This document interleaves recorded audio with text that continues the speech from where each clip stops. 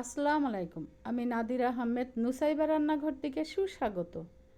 আপনারা ভালো আছেন? আমার পরিবারের সবাই ভালো আছে আলহামদুলিল্লাহ। আজকে আপনাদের মাঝে আরও একটা রেসিপি নিয়ে হাজির হলাম। সেটা হলো খুব সহজে একটা মুরগির রান্না। আমি একটা গ্রাইন্ডারের জগ নিয়ে নিয়েছি, তার ভিতরে 10-12টা শুকনা মরিচ, একটা কালো এলাচ, 4টা সাদা এলাচ, একটুখানি জয়ফল, দারচিনি 2-3 টুকরা, জিরা 1 টেবিল চামচ দিয়ে এটাকে আমি ব্লেন্ডার করে এই দেখুন গুঁড়া করে নিয়েছি। গুঁড়াটা এরকমই হতে হবে, তাহলে মুরগিটা খেতে অনেক মজা লাগে। আর একবার আরেকটা জগে আমি 1 কাপ দই, টক দই, বাদাম 2-3 ধরনের নিয়ে এটাকেও আমি ব্লেন্ডার করে নিব।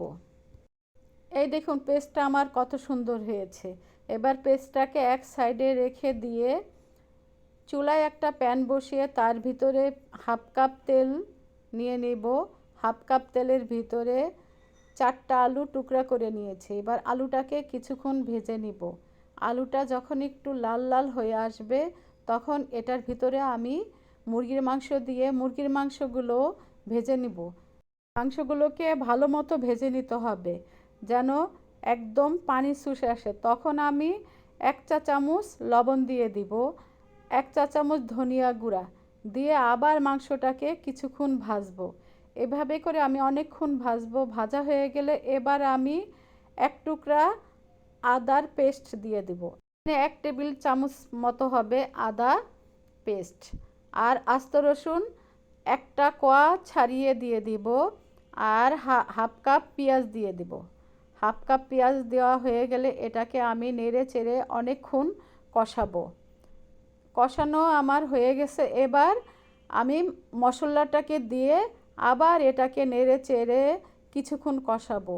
এভাবে মাংসটাকে আমি অনেকক্ষণ কষাবো। মাংসটা যখন আমার একটু কষে আসবে তখন আমি দইয়ের পেস্টটা দিয়ে দিব। দইয়ের পেস্টটা দিয়ে আবার মাংসটাকে নেড়ে চেড়ে আরও কিছুক্ষণ কষাবো। এভাবে করে আমি মুরগির মাংসটাকে প্রায় 10 মিনিটের মতো কষিয়ে নিয়েছি। আমি এটাকে ভালো মতো নেড়ে চেড়ে কষাতে হবে যেন মুরগির ভিতরে দই মশলা সবটা একদম মিলেমিশে যায়। কষানো হয়ে গেলে আমি জাগটাকে ধুয়ে প্রায় 1 কাপ পানি দিয়ে আবার মাংসটাকে একটু নেড়ে চেড়ে এবার আরও 1 কাপ পানি দিয়ে আরেকটু নেড়ে চেড়ে মুরগির মাংসটাকে ঢেকে রান্না করব 20 মিনিটের মতো। 20 মিনিট পর আমি ফিরে এসে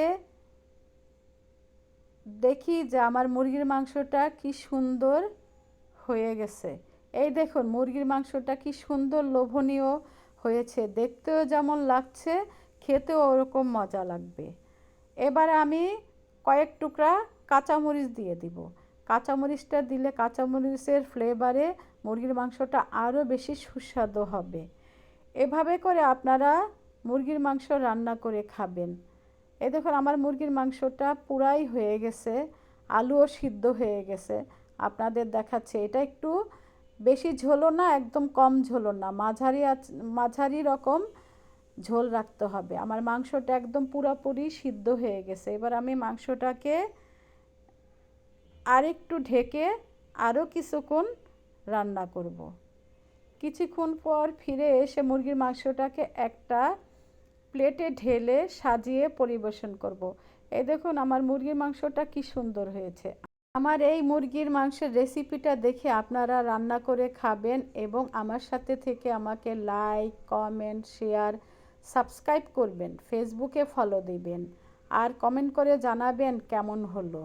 আপনারা কমেন্ট করলে আমি অনেক উৎসাহ পাই। এই মুরগির মাংস দিয়ে আপনি পরোটা, রুটি, সাদা ভাত, পোলাও খেতে পারবেন। এই রেসিপিটা দেখে রান্না করে খাবেন, অনেক সুস্বাদু। এই মুরগির মাংসটা একবার খেলে বারবার খেতে মন চাইবে, তাই রান্না করে খাবেন। আল্লাহ হাফেজ।